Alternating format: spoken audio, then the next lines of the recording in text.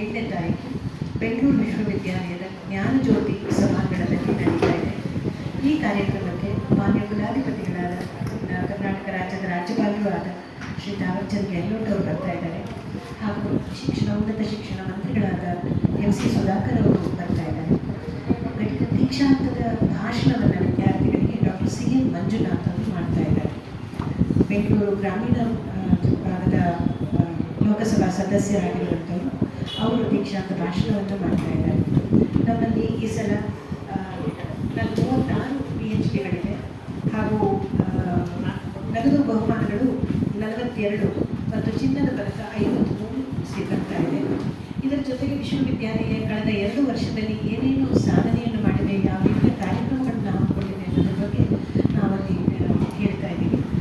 ಅನೇಕ ಹೊಸ ತರಹದ ಯೋಜನೆಗಳು, ಅದರಲ್ಲಿ ಮಾನಸ್ಕೃತಿಗೆ ತಾಳೆಗರಿಯಲ್ಲಿ ಜ್ಞಾನ ಭಾರತ ಮಿಷನ್ ಅಂತ ಮಾನ್ಯ ಪ್ರಧಾನಮಂತ್ರಿಗಳವರ ನೇತೃತ್ವದಲ್ಲೊಂದು ಮಿನಿಸ್ಟ್ರಿ ಆಫ್ ಕಲ್ಚರಿಂದ ಕಾರ್ಯಕ್ರಮ ಆಗಿದೆ. ಆ ನಿಟ್ಟಿನಲ್ಲಿ ನಾವು ನಮ್ಮಲ್ಲಿ ಮಾನಸ್ಕ್ರಿಪ್ಟಾಲಜಿ ಡಿಪಾರ್ಟ್ಮೆಂಟ್ ಇದೆ, ಅದರಿಂದ ಒಂದು ಮ್ಯೂಸಿಯಂ ಮಾಡಿದ್ದೀವಿ.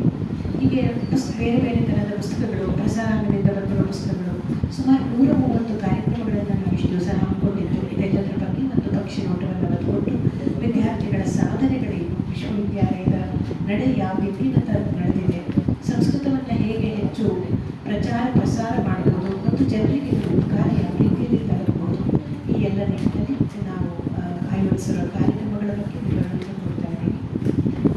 ತಾವೆಲ್ಲರೂ ಆ ದಿನಗಳ ಬಗ್ಗೆ ಅಂತ ಹೇಳ್ತಾ ನಮ್ಮ ಕುಲಸಚಿವರು ಮುಂದೆ ಮಾತಾಡಲಿಕ್ಕೆ ಎಲ್ಲರಿಗೂ ನಮಸ್ಕಾರ. ನನ್ನ ಹೆಸರು ಗಿರೀಶ್ ಚಂದ್ರ ಅಂತ. ನಮ್ಮ ಕರ್ನಾಟಕ ಸಂಸ್ಕೃತ ವಿಶ್ವವಿದ್ಯಾಲಯದ ಅಧೀನದಲ್ಲಿ 30 ಕಾಲೇಜುಗಳು ನಡೀತಾ ಇದೆ.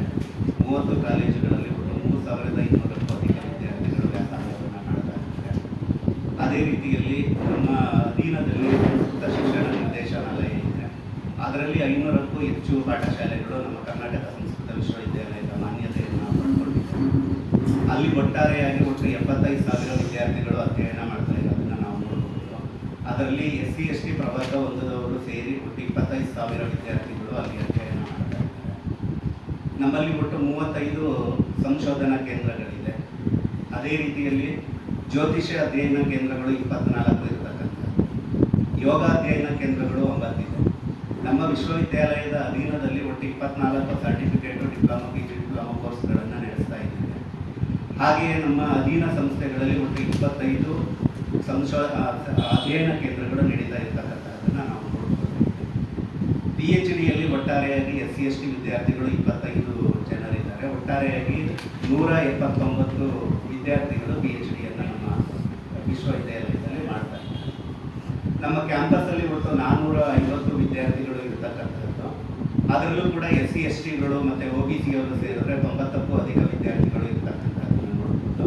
ನಮ್ಮಲ್ಲಿ BA ಶಾಸ್ತ್ರ, ಅದೇ ರೀತಿಯಲ್ಲಿ MA ಮತ್ತು MSc, BSc ಯೋಗ ಇತ್ಯಾದಿಗಳನ್ನು ನಾವು ನಡೆಸ್ತಾ ಇದ್ದೀವಿ. ನಮಗೆ ಸಂಸ್ಕೃತ ಯೂನಿವರ್ಸಿಟಿಗೆ ತಿಪ್ಪಸಂದ್ರದಲ್ಲಿ ನೀವು ಹೊಸ ಕ್ಯಾಂಪಸನ್ನು ಕೊಟ್ಟಿದ್ದಾರೆ. ಆ ಕ್ಯಾಂಪಸ್ಗೆ ಮುಂದಿನ ದಿನಗಳಲ್ಲಿ ಶಿಫ್ಟ್ ಆಗ್ತಕ್ಕಂತಹ ಪ್ರಕ್ರಿಯೆ ನಡೀತಾ ಇದೆ. ಅದು 1 ಕಿಲೋಮೀಟರ್ದು ರಸ್ತೆ ಈಗ ನಿರ್ಮಾಣವಾಗಬೇಕಾಗಿದೆ. ಅದಕ್ಕೋಸ್ಕರ ನಾವು ಲೋಕಸಭಾ ಸದಸ್ಯರನ್ನು ಕೇಳ್ಕೊಂಡಿದ್ದೀವಿ ಮತ್ತು ಸ್ಥಳೀಯ ಶಾಸಕರಾಗಿರ್ತಕ್ಕಂತಹ ಬಾಲಕೃಷ್ಣ ಗೌಡರವರನ್ನು